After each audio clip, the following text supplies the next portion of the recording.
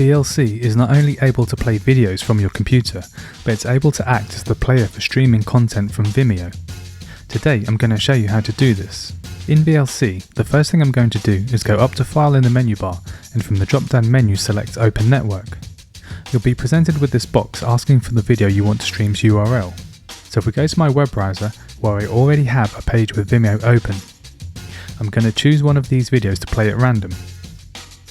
Now, there are two ways to get the URL from this video. The first way is to copy the address up here in the address bar. And the second way is by coming back to this window and clicking the thumbnail of the video you want, whilst holding down the Control key and from the drop down menu selecting Copy Link Address.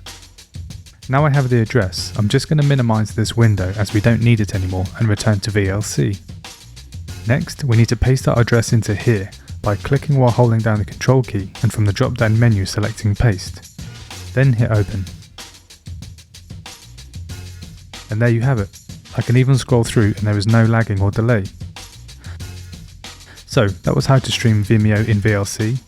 Check out my next tutorial where I will show you how to create Vimeo playlists in VLC.